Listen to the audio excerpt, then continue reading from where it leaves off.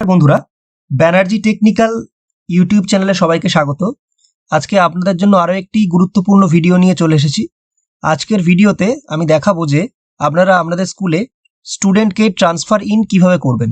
আগের ভিডিওতে দেখিয়েছিলাম ট্রান্সফার আউট কিভাবে করবেন এবং পাসওয়ার্ড রিলেটেড যে সমস্যাটা, সেইখান থেকে আমি অনেক কমেন্ট পেয়েছি যে ট্রান্সফার ইন নিয়ে একটা ভিডিও বানানোর জন্য।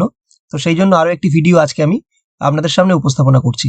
তো এখানে যে ট্রান্সফার ইনের যে প্রসেস, আপনারা এই ট্রান্সফার ইন করার জন্য এখন দেখবেন প্রথমে কিন্তু আপনাকে বাংলা শিক্ষা পোর্টালে ঢুকতে গেলে লগ ইন পাসওয়ার্ডটা চেঞ্জ করতে হচ্ছে। তো এই যে পাসওয়ার্ড চেঞ্জের প্রসেস কিন্তু আমি আগের ভিডিওতে অলরেডি দেখিয়ে দিয়েছি। আপনারা সেই ভিডিও আমার চ্যানেলে পেয়ে যাবেন, দেখে নেবেন। এবং ট্রান্সফার ইনের ক্ষেত্রে আপনি যখন আপনার ড্যাশবোর্ডটা লগ ইন করলেন, সাকসেসফুলি যখন লগ ইন করবেন, লগ ইন করার পর আপনি এখানে চলে যাবেন স্টুডেন্ট প্রমোশন অ্যান্ড ট্রান্সফার, এই যে সেকশনটা রয়েছে। এখানে আসার পর স্টুডেন্টস ট্রান্সফার ইন এখানে ক্লিক করে দেবেন। আপনাদের সামনে এরকম একটি ড্যাশবোর্ড চলে আসবে যেখানে স্টুডেন্ট ট্রান্সফার ইন আর স্টুডেন্ট সার্চের একটি অপশন থাকবে। স্টুডেন্ট কোড দিয়ে সেই যে স্টুডেন্টকে আপনি ট্রান্সফার ইন করতে চাইছেন তার যে স্টুডেন্ট কোড সেটা এখানে দিয়ে নেক্সট সার্চ স্টুডেন্ট করতে হবে। কিন্তু তার আগে সবচেয়ে গুরুত্বপূর্ণ জিনিস যেটা এই ট্রান্সফার ইনের ক্ষেত্রে, সেটা বলে রাখি, আপনি যে ক্লাসে স্টুডেন্টকে ট্রান্সফার ইন করছেন সেই ক্লাসের যে শেষ রোল নাম্বার রয়েছে সেটা আপনাকে দেখে নিতে হবে। মানে আপনি ধরুন কোনো স্টুডেন্টকে ক্লাস 5-এ ট্রান্সফার ইন করাচ্ছেন, অর্থাৎ যে স্টুডেন্টটা ক্লাস 4 থেকে 5-এ উঠেছে, হয়তো অন্য স্কুলে 4 পর্যন্ত লাস্ট ক্লাস অ্যাটেন্ড করেছে, তারপর ক্লাস 5-এ আপনার স্কুলে আসছে। তো সেক্ষেত্রে কিন্তু আপনাকে মাথায় রাখতে হবে যে আপনার ক্লাস 5-এ, মানে বর্তমান 2025 শিক্ষাবর্ষে ক্লাস 5-এ যতগুলো স্টুডেন্টকে আপনি আগের ইয়ারে মানে 24-25-এ প্রমোশন করিয়েছিলেন, তাদের যে রোল নাম্বারগুলো আছে আপনি একবার কি করবেন, এই স্টুডেন্ট ইনফরমেশন যে সেকশনটা আছে এখানে এসে স্টুডেন্ট লিস্ট দেখে নিন। এখানে স্টুডেন্ট লিস্ট ভিউ, এই স্টুডেন্ট লিস্ট ভিউতে এসে কিন্তু আপনি আগে দেখে নেবেন যে ক্লাস 5-এ, সাপোজ আপনি যদি ক্লাস 5-এ অ্যাডমিশন করেন, তো ক্লাস 5-এ কতজন স্টুডেন্ট রয়েছে এবং তার লাস্ট রোল নাম্বারটি কত। অর্থাৎ যে রোল নাম্বারটি আপনাদের অলরেডি রয়েছে সেই রোল নাম্বার কিন্তু আপনি এই ট্রান্সফার ইন করা স্টুডেন্টকে দিতে পারবেন না। তাহলে বুঝতে পারলেন যে ট্রান্সফার ইন করা যে স্টুডেন্ট, আপনি যে যাকে ট্রান্সফার ইন করছেন তার রোল নাম্বার কিন্তু আগের কোনো রোল নাম্বারের সাথে মিলে গেলে হবে না। তাহলে সেক্ষেত্রে আপনি যে লাস্ট রোল নাম্বার আপনার ক্লাসে সেটা আপনি একবার ভালোভাবে চেক করে নেবেন।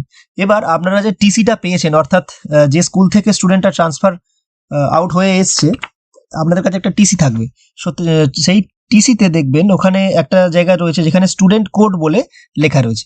তো স্টুডেন্ট কোডটাকে আপনাদেরকে এখানে এই যে স্টুডেন্ট কোড সেকশনে পুট করে দিতে হবে। তো আমি এখানে আমার এই যে স্টুডেন্টের ট্রান্সফার ইন করবো সেটা এই যে ডিটেলসটা স্টুডেন্ট কোড পুট করে দেওয়ার পর এখানে দেখুন সার্চ স্টুডেন্ট অপশন রয়েছে।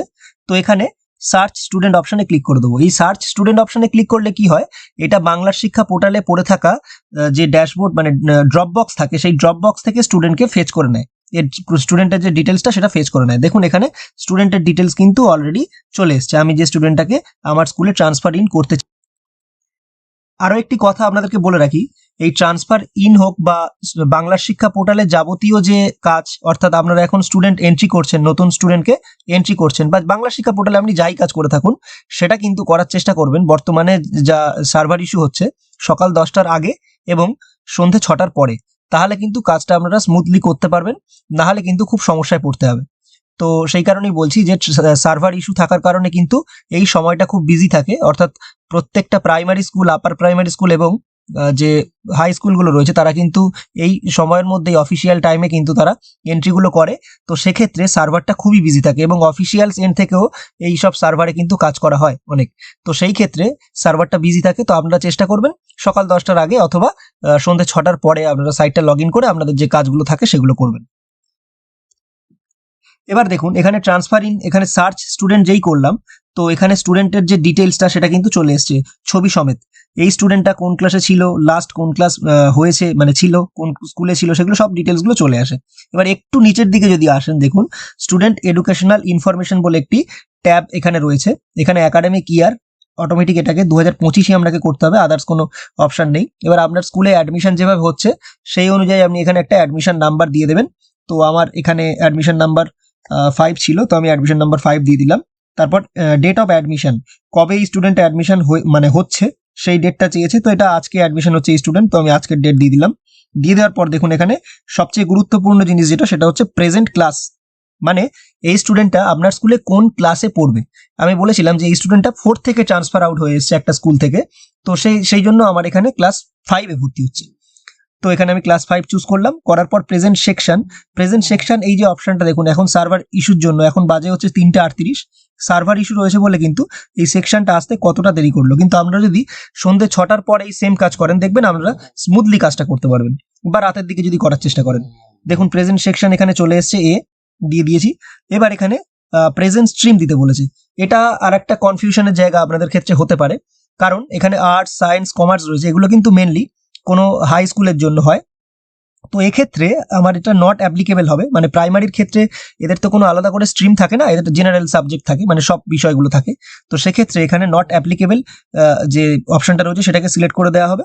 দেওয়ার পর দেখুন প্রেজেন্ট রোল নাম্বার, এইবারে আপনাকে এমন একটি রোল নাম্বার দিতে হবে এই স্টুডেন্টকে, যেটা আপনার ক্লাসে থাকা 5-এর যে ছাত্রগুলো রয়েছে বা ছাত্রছাত্রীগুলো রয়েছে তাদের রোল নাম্বারের সাথে যাতে ম্যাচ না করে। ঠিক আছে, তো সেক্ষেত্রে আমি এখানে একটা রোল নাম্বার আমার স্কুল থেকে মিসম্যাচ হয়ে গেছিল, সেটা আমি দিইনি, মানে কোনো 4 রোল আমার স্কুলে ছিল না।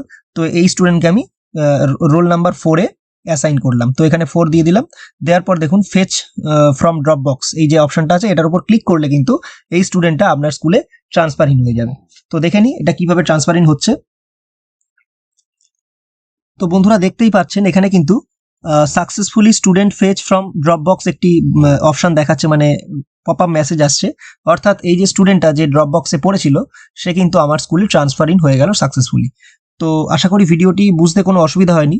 আপনাদেরকে একটাই রিকোয়েস্ট করব যে আপনারা এই বাংলা শিক্ষা রিলেটেড আরও কীরকম ভিডিও চাইছেন বা কী ক্ষেত্রে আপনারা সমস্যায় পড়ছেন সেটা অবশ্যই জানাবেন, তাহলে আমার ভিডিওর কন্টেন্ট খুঁজে পেতেও সমস্যা হবে না এবং ভিডিও আপনাদের সামনে উপস্থাপন করতে পারবো।